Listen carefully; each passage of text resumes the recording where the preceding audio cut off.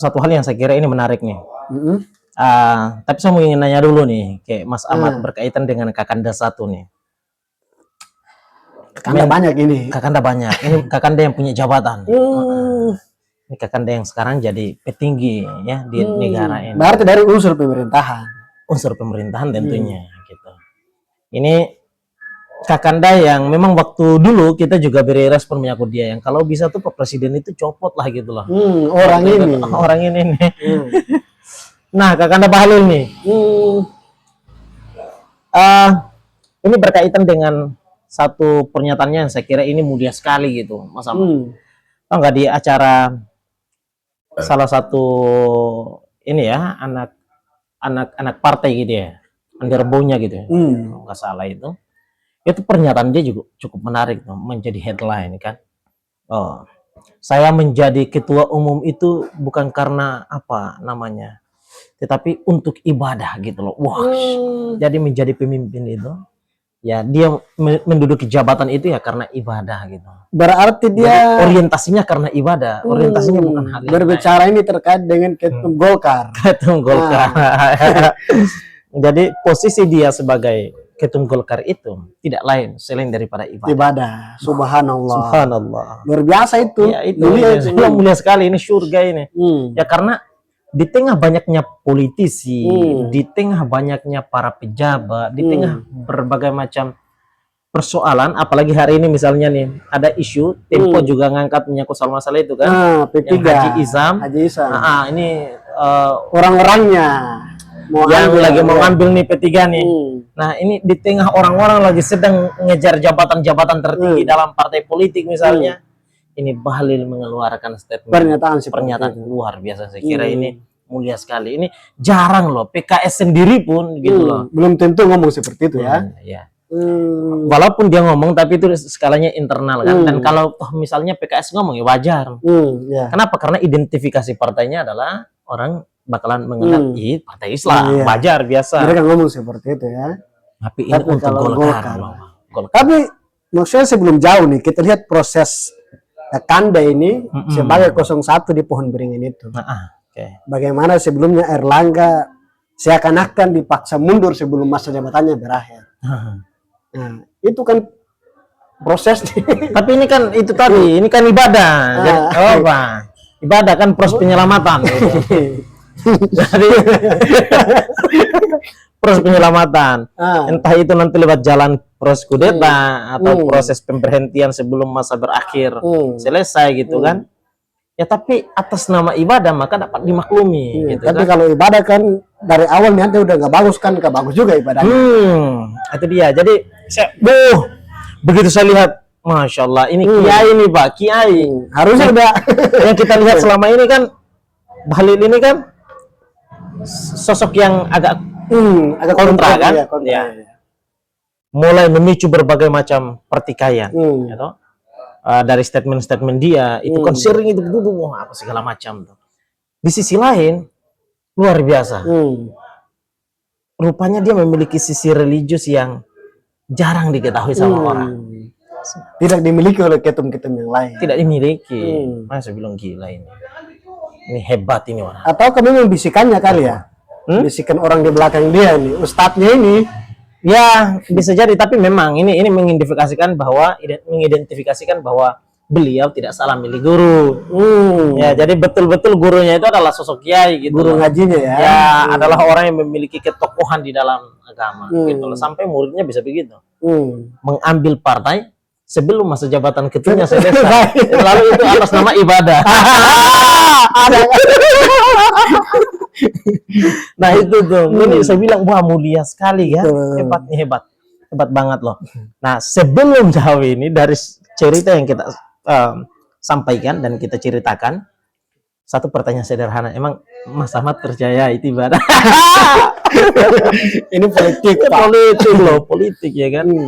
Di tengah ini penyampaian itu disampaikan itu di tengah lagi ada isu proses untuk kudeta. Bahlil. Konon katanya. Jadi di dalam itu ada proses di mana mau ingin dilakukan munaslup. Musyawarah nasional luar biasa di Golkar. Nah di tengah isu itu berkembang, dia muncul dengan narasi itu. narasi religius itu. menjadi pemimpin, saya menjadi ya ketua misalnya ya, untuk menjadi ketua ini tak ada yang lain selain daripada ibadah. Ibadah. Ya, sekarang. Siapa yang tidak terketuk jika memang alasannya adalah ibadah? Ya kan? Tapi kemarin kan cara mainnya keren loh. Dia menyentuh halus, orang, iya, biar menyelesaikan pertikaian di bawah itu dengan kemudian mereduksi gitu ya. Spirit orang untuk melakukan munaslup itu, biar menyadarkan mereka gitu loh. Oh, ini dia lagi sedang beribadah. Jangan diganggu. Nama orang ibadah jangan diganggu lah. Berdosa kita, Pak. Berdosa, Pak. Siapa yang berani kira-kira kan? Siapa yang berani nanggung dosanya kalau ibadahnya batal coba? Ya Pak, ini kan alasannya kan ibadah nih. Siapa yang berani? Gitu. Siapa yang berani untuk menanggung batalnya orang beribadah itu? Ya kan? Atau mungkin karena proses ada api-api kecil yang menyala terkait dengan proses munaslup itu, makanya Kakanda ini sering main ke luar Jakarta. Justru itu mungkin saja.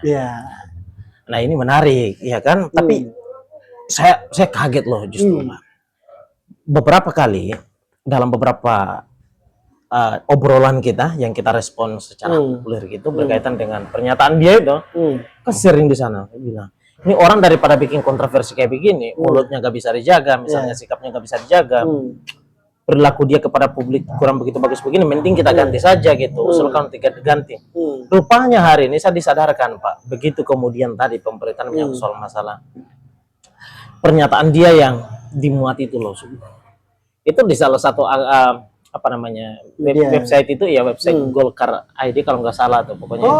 Internal Golkar. Iya ada, pokoknya di situ itu yang naikkan itu soal masalah itu. Dan saya lihat, luar biasa. Artinya begini Pak, sepanjang ini dan sepanjang proses perjalanan Golkar sampai dengan hari ini, Golkar menemukan satu pemimpin yang benar, yang betul-betul menduduki jabatan sebagai pimpinan paling tertinggi di dalam Golkar itu, orang nomor 1 di bawah pohon beringin itu adalah orang yang orientasinya betul adalah tentang beribadah, dan itu kan orientasi akhirat Pak.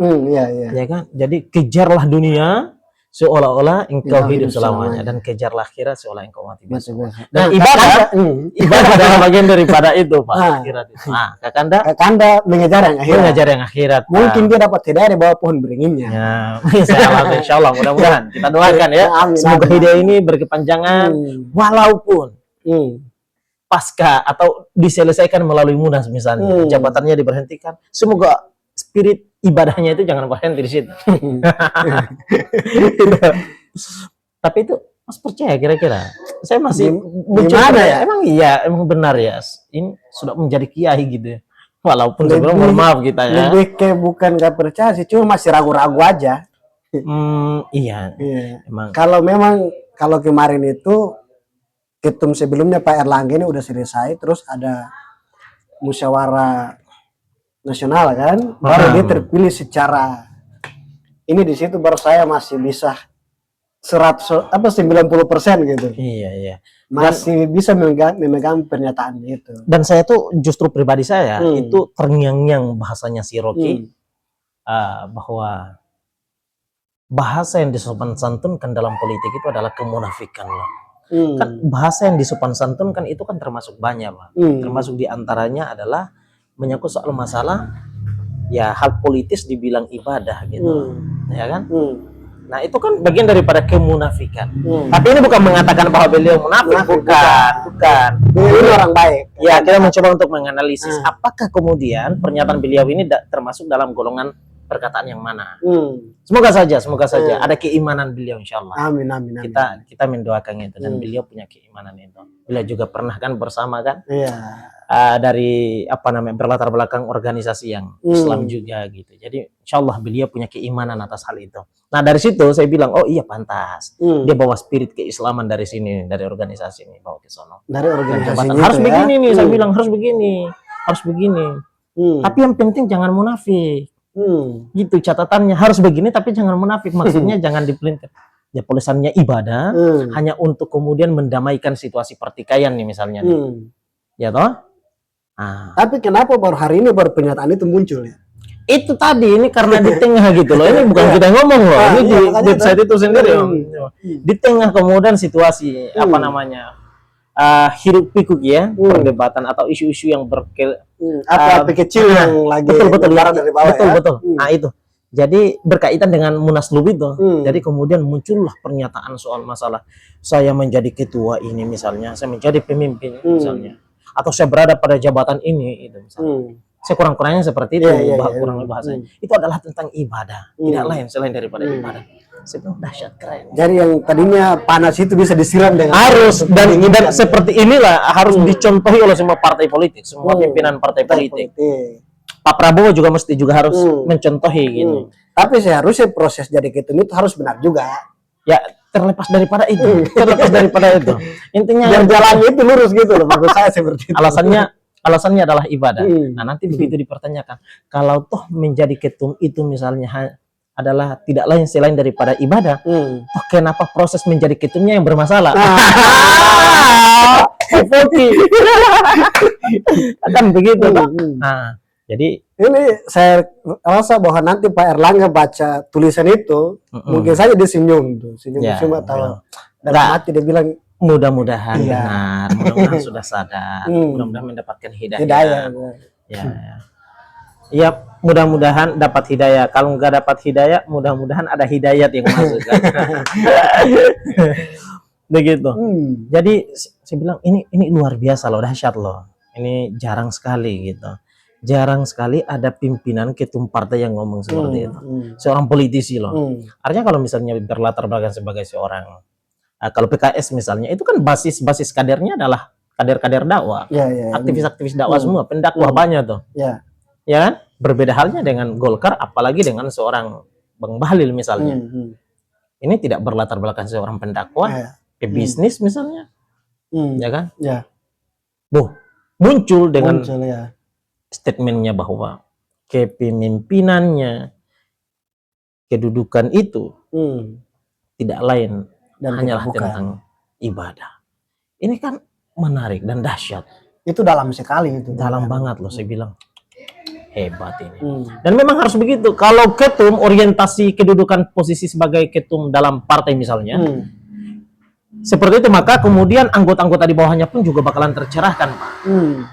Kan begitu. Semua bakalan tercerahkan dan semua orientasi di bawah itu bukan tidak tentang politik, tidak tentang kepentingan tertentu dan sepihak dan berpihak kepada kelompok tertentu misalnya, tetapi semua akan berorientasi kepada ibadah yang dipandang oleh semuanya adalah tentang kepentingan umat, Pak. Untuk semua golongan, semua pihak. Itu tuh, jika memang orientasi politiknya adalah tentang ibadah. Tapi karena kita tahu ini partai politik ini kan jelas tuh orientasinya kan, arahnya kemana? Ya, kekuasaan semua kan? Kekuasaan semua. Ya, tapi itu tadi misalnya apakah niatnya adalah untuk beribadah atau tidak gitu kan? Nah itu semua di situ gitu. Nah tapi kalau misalnya nih tadi nih, semuanya itu mau ingin mendapatkan kekuasaan, capaian kekuasaan itu orientasinya adalah ibadah, begitu kekuasaan dapat, impact-nya tuh harus kelihatan, kebijakannya tuh harus nampak. Impact-nya betul-betul menyentuh kepada umat yang diperjuangkan itu. Jika betul alasannya adalah tentang ibadah. Nah makanya, tapi untuk Kakanda saat ini kita lihat impact untuk banyak pihak terkait dengan orientasi dia menjadi orientasi ibadahnya itu apa gitu loh. Selain daripada kontroversi, ya toh, apalagi kemarin awal-awal itu masyarakat disengsarakan sedikit, maksudnya dibuat ribet dikit masyarakat terkait dengan kebijakan si Kakanda ini, yang mana kita tahu bahwa karena kita udah respon kan, soal gas. Oh, LPG. Ya, betul. Kalau mau jadi pemimpin yang tujuannya seperti yang kita katakan tadi, seharusnya kan nggak seperti itu kebijakan yang diambil. Ya, kan? Betul. Justru itu, ya kan? Jika orientasinya ibadah, kenapa ada kebijakan yang memicu kontroversi dan menyengsarakan? Bahkan ada yang menjadi korban loh, ada yang meninggal loh, ya kan? Di Lebak Bulus sana. Itu ngantri nyampe meninggal loh, ngantri. Jadi harusnya dia tuh ngantri hidup tuh. Tapi malah justru meninggal. Jadi ngantrinya bukan ngantri sampai meninggal, ngantrinya ngantri untuk meninggal, Pak. Jadi ditunggu kapan nih saya ini belum selesai. Jadi itu real tuh, real ngantri. Semua orang di bumi ini, semua kita makhluk ini, misalnya, terkhusus manusia misalnya, kita ini kan dalam terminologi agama kita ini kan lagi sedang menunggu nih. Waktu kita dipanggil itu kan kapan? Kapan? Ya. Artinya kita ini semuanya dalam situasi berada pada terminal dan kita semuanya lagi sedang menunggu, Pak. Lagi ngantri semua. Dan ibu itu seperti itu tuh. Dia dalam cerita yang fakta bahwa dia lagi sedang mengantri kapan datang azalnya itu. Dan tepat di saat itu dia berantri itu, tepat sudahlah dia dipanggil. Nah, dan itu bermula dari itu kebijakan yang asal-asalan, ya toh, yang kurang begitu memperhatikan secara matang dan dalam gitu kan, dan mempertimbangkan berbagai macam aspek gitu. Nah jadi gitu Mas Ahmad, kita tidak perlu menyentuh banyak hal berkaitan dengan hal ini, tapi ini satu hal yang kemudian patut kiranya kita apresiasi. Dari ucapan Kakanda ini. Iya, kita apresiasi yang namanya ibadah. Ya. Loh, kita apresiasi kan begitu. Karena orientasi ibadah itu adalah baik. Karena ketika dalam urusan niatan ibadah itu kan orientasinya kan terlihat di situ. Apa itu? Adalah akhirat. Ya. Nah, bukan duniawi. Ketika orientasinya akhirat, maka dunia bakalan nyusul. Makanya saya bilang, hebat ini Kakanda satu ini. Orientasinya adalah ibadah, orientasinya adalah akhirat, maka dunia ngikut dong. Apa itu? Kedudukan dia sebagai Ketum Golkar, sebagai Menteri SDM. Itu tuh dia dapat semuanya tuh. Rupanya ini kuncinya adalah dia ini niatannya adalah ibadah. Luar biasa. Subhanallah banget ini. Menjadi role model. Agak sedikit nih. Walaupun dipertanyakan ibadahnya. Karena di tengah kekisruhan dan yang terjadi di internal, isu yang dimainkan di dalam internal berkaitan dengan Munaslup itu. Nah, gitu. Mas Ahmad, tapi nanti kita lihat apa? Jangan sampai ini hanya sebagai ucapan semata, ya kan? Karena di momentum itu makanya dia sampaikan. Betul. Jangan sampai terjadi seperti itu. Kalau seperti itu sebaiknya Kakanda Bahlil lebih baik jadi pengusaha aja udah. Ya, betul. Kan? Biar orientasinya jelas tuh. Jadi pengusaha buat menghidupkan keluarga. Betul. Bukan jadi menteri ataukah nantinya kita kedepannya ada jadi wapres atau jadi presiden. Kan kita nggak tahu. Tapi kalau bagi saya, kalau pejabat yang betul-betul nuraninya itu, niatnya itu untuk ibadah tuh, kita doronglah jadi pemimpin negara gitu loh. Kan masalahnya jarang loh. Ya kan? Kita tuh mesti harus mencari sosok pemimpin yang seperti niatannya itu tuh terlalu dan cenderungnya adalah tentang ibadah. Harus seperti ini. Tapi yang betul-betul ibadah. Bukan karena ada satu dan lain hal kemudian munculkan frasa ibadah gitu loh. Tapi pernyataan itu Pak Wapres sebelumnya aja nggak ngomong seperti itu ya, Pak Ma'ruf Amin. Ya, padahal kurangnya apa? Itu dia. Itulah yang membedakan sosok Pak Kiai Ma'ruf dengan Pak Kiai Bahlil. Udah Bahlil ya? Udah Kiai Kak. Ya. Lo masalahnya kan niatan ibadah, Pak. Dia punya banyak kader, Pak. Pantas lah kalau misalnya kedudukan dia sebagai ketum partai kan niatannya ibadah, artinya dia mau ingin menjadikan jabatan dia untuk mendakwahi orang-orang di bawahnya kan, para anggota-anggotanya itu ya, semuanya itu. Jadi tidak pantas kalau misalnya sosok itu kita sapa dengan sapaan kiai gitu loh. Ya kan? Tinggal bikin saja pesantren, kelar itu barang. Uang banyak. Iya lagi kan? Seperti itu. Mas Ahmad, terima kasih banyak ya. Kita respon terus. Nah, terima kasih teman-teman semua. Bagaimana pendapat rekan-rekan sekalian? Silahkan dituangkan di kolom komentar. Yuk, thank you. Assalamualaikum warahmatullahi wabarakatuh. Waalaikumsalam.